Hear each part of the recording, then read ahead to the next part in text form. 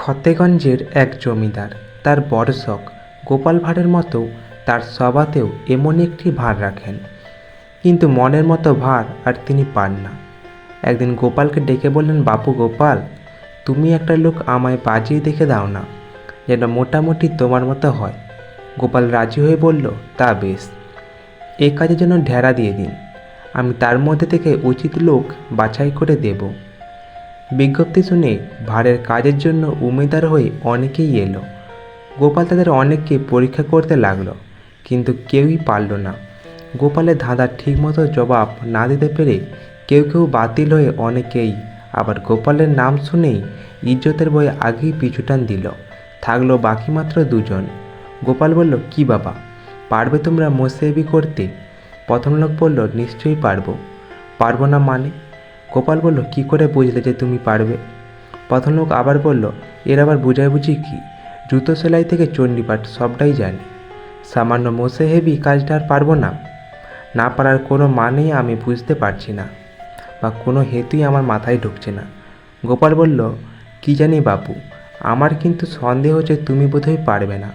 তোমার কি মনে হয়? প্রথম লোক বললেন, কি মশাই, আপনি পরীক্ষা করে দেখুন না পারি কি না, যদি না পারি চলে যাব। গোপাল বলল, পরীক্ষা হয়ে গেল বাপু, মোসাহেব একমাত্র কাজ হলো সব কথাতেই সায় দেওয়া। তুমি সেই কথাটাই জানো না, তোমার দ্বারা কাজ চলবে না, অতএব তুমি বিদায় নিতে পারো। এবার তোমাকে আর আমাদের প্রয়োজন নেই। প্রথম উমেদারটিকে বিদায় দিয়ে দ্বিতীয় উমেদারকে ঘরে ডাকলো গোপাল। তবে সঙ্গে চলল এরকমই প্রশ্নোত্তর। গোপাল বলল, কী হে বাপু, পারবে? দ্বিতীয় লোক বলল, আগে আপনার কি মনে হয়, পারবো কি পারবো না? গোপাল বলল, আমার তো মনে হয় বাপু তুমিও পেরে উঠবে না। দ্বিতীয় লোক বলল, তাই তো, আমারও কেমন ভয় হচ্ছে, হয়তো পেরে উঠবো না। না, পেরে উঠবো না মনে হচ্ছে বটে। গোপাল বলল, কিন্তু আবার কি ভাবছো, পারবেই বা কেন? দ্বিতীয় লোক বলল, আগে ঠিক, আমি ওই কথাই ভাবছি, কেনই পারবো। গোপাল, তবে শিখতে কিছু সময় লাগতে পারে বটে, তুমি শিখে নেবে কি? দ্বিতীয় লোক বলল, তার আর দরকার লাগবে না, না শিখলে কোন কাজটা বা পারা যায় বলুন, আপনি কথাটা বিলক্ষণ ধরেছেন। গোপাল বলল, হ্যাঁ, তুমি বেশ পারবে মনে হচ্ছে, আমার মনে হয় তুমিই পারবে। দ্বিতীয় লোক বলল, আগে নিশ্চয়ই, আমার মনে হচ্ছে বেশ পারবো আমি। গোপাল বলল, তবে কখনো কখনো ভুলচুক হতে পারে অবশ্য।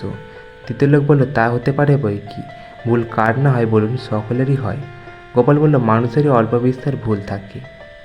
দ্বিতীয় লোক বলল, তার বলতে বিলক্ষণ, অল্প বিস্তার আছে বলেই মানুষ দেবতা নয়, আর দেবতারাই বা কমটা কিসে?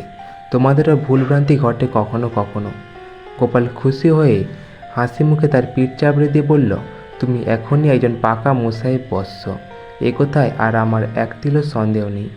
গোপালের সুপারিশে দ্বিতীয় লোকটিকেই বহাল করলেন জমিদার বাবু। কিছুদিন যেতে না যেতে তিনি বুঝলেন ঠিক লোককেই গোপাল এনে বসিয়েছেন তার রাজসভায়। তো এই ছিল আজকের গল্প। গল্পটি ভালো লাগলে অবশ্যই চ্যানেলটিকে সাবস্ক্রাইব করে দেবেন এরকম আরও কিছু ভিডিও পাওয়ার জন্য।